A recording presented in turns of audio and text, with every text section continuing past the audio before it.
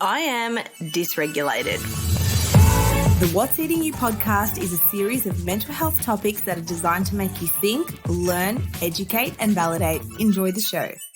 Welcome to another episode on the What is Eating You podcast. It is Friday and I'm here to be consistently imperfect. What I mean by that is I'm here to show up even if it means being imperfect, because I love being imperfect. Sometimes I think, wow, it'd be so cool to be a perfectionist, but I'm just here to be consistent and stick to my goals and my values, even if it's not perfect, because that is what taking action really looks like and what it means. Now, it is Friday and I am feeling a little bit dysregulated. I'm feeling tired. I'm feeling everything is annoying. So I'm going to tell you how I deal with it. So basically, as you know, I've got family down here and I'm just looking after them, and they're very independent. They go do their own thing. My mum and dad are staying with me. Good relationship, very cute. Everything's fine. But this morning, there was no coffee for me. And I know no one intended on doing this.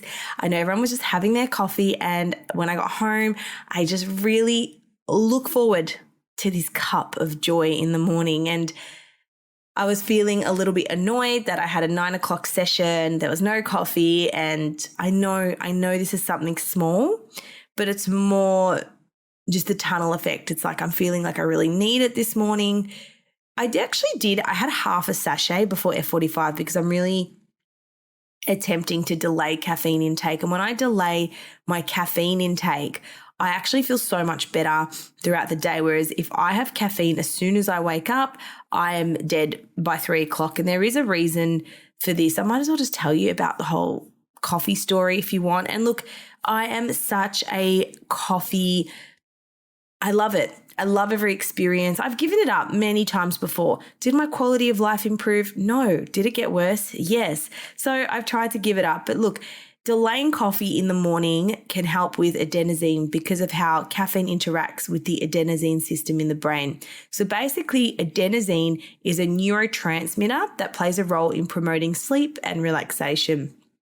Now, as you go about your day, adenosine gradually levels out and gradually increase in your brain, and these lead to feelings of drowsiness and desire to sleep. When you sleep, adenosine levels decrease and you wake up feeling refreshed. So basically, when you wake up and you feel a little bit like, and groggy, that's normal in most cases, and it will usually clear out within 30 to 90 minutes of waking up. So that's your adenosine needing to clear out. And you can help clear it out by getting some fresh air or getting in direct sunlight. Now, caffeine, which is the active ingredient in coffee, works by blocking the action of adenosine. So it binds to the same receptors in the brain that adenosine would normally bind to.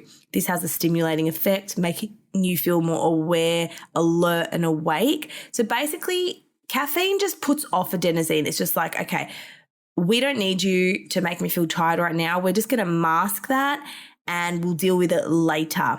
So it just masks the feeling of tiredness that adenosine would otherwise produce. So if you delay your morning coffee intake, you allow the natural rise in adenosine levels that occurs after waking up to have some effect.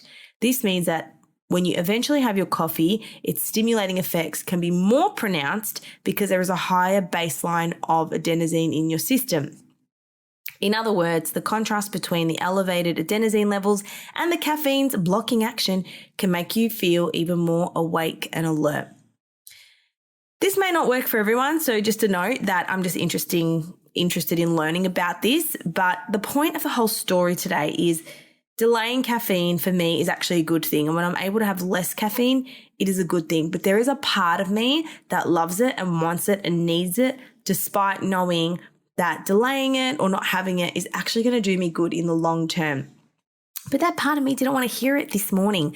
So basically, the other thing I've learned about myself is obviously I have a lot of things to do on my phone, and I'm on my phone a lot. And when you're around other people and they are talking to you, asking questions, it's easy to feel irritated when you're trying to do something on your phone or feeling like, why are they interrupting me? I'm trying to do something, but it's just normal. So when you are the person using the phone, it's so important to be mindful that when you're around the presence of other people, don't expect people to just shut off and not talk to you.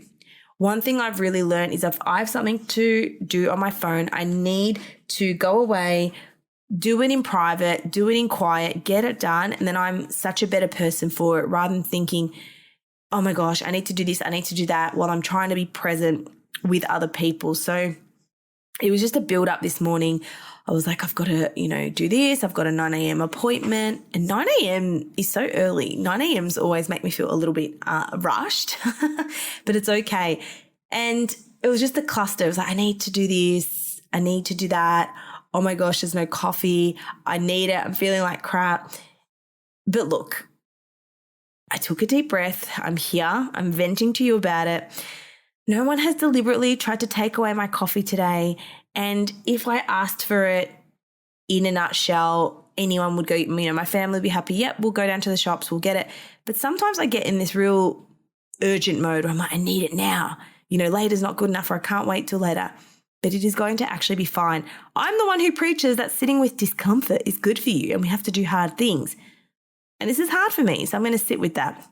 Anyways, I made this backup coffee that is like the ultimate crappy coffee that is the backup, but I've just made it so I can smell it. And it's just the action sometimes of having it near you, even though you don't drink it. So it's fine. I'll last the hour, but I just wanted to share that when you're feeling irritable, when you're feeling triggered, try to figure out what it is for you. So for me, I know it's feeling rushed. I know it's feeling I've got something to do on my phone, but I'm being spoken to or interrupted. And that's no one's fault. That's my own fault for trying to do something in public when there's people around. It's rude.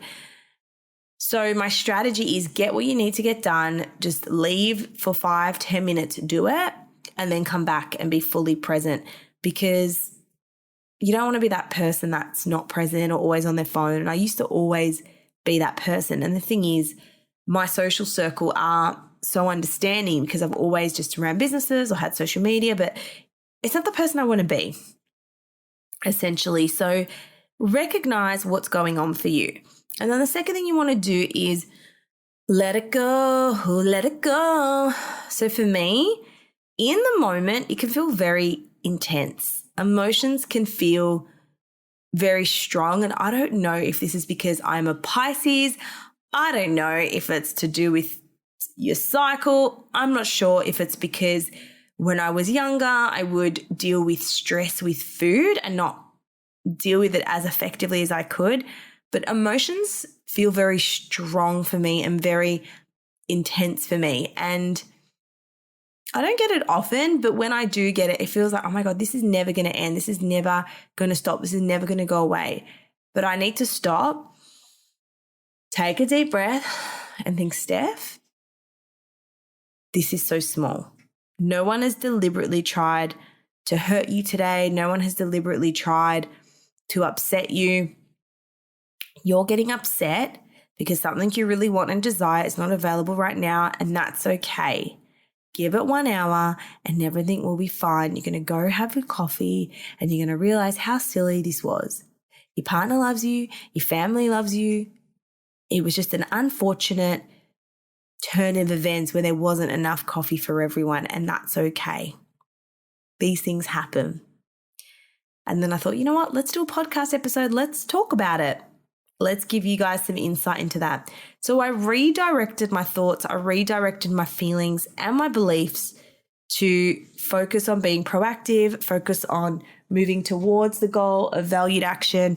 And here we are today. So I've just recorded that.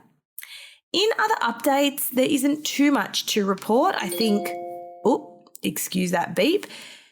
Basically, I am looking forward. I'm going to Bali in October for a month. Oh my goodness. Well, 24 days. I wanted to go for a month. My dream was to live in Bali for a month, but I decided my partner has just walked in and said, I've got coffee if you want it. Thank you so much. Crisis averted. So I'm going to go make a cup of coffee. But as I was saying, actually, can you make it for me? Thanks, hun. Just a halfer. See what I mean? See how your mind can catastrophize and make things so much worse than they are when, in fact, it's not a big deal. And you need to ask yourself, is this going to matter in a year from now? Is this going to matter in an hour from now. As mentioned, I need to prepare for Bali. I have to book my accommodation. I wanted to go for a month, but I'm going for 24 days. I'm going there for the Women's National Fitness Academy to teach some workshops, but also just to try something different. I've always wanted to live there. It's my secret dream. So I'm going to stay there for 24 days and see how that feels, see how that goes. And I'm looking forward to it. And I guess something to really emphasize here, how important it is to have things to look forward to in your life. It's so important to have a holiday to look forward to, or even just, going out to dinner or doing an activity. I know everything I say revolves around food, or skydiving or getting a new hairstyle, whatever it might be. Schedule something to look forward to, because when you are stuck in the same routine, your body craves fun. Your body craves novelty and sensation seeking. And as much as we love routine as humans, we also have a human need for variety and excitement.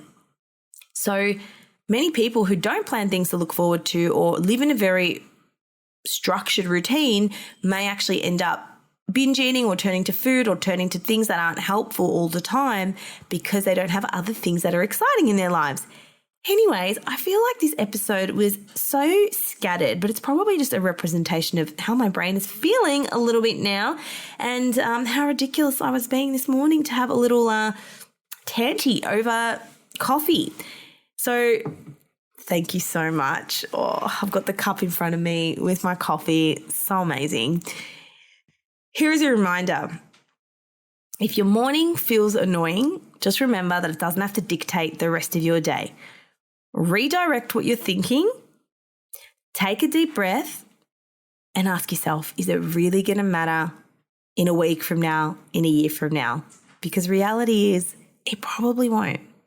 If you enjoyed this scattered episode, please let me know, and don't forget to vote. If the voting is still open, I'll put the link below. Please bear with me. I promise proper episodes are coming. It's just been a bit of a hectic week with having my family here and trying to keep up with everything. And I've got a few things in the pipeline that I'm really excited about that I'm working on, which I'll share with you all.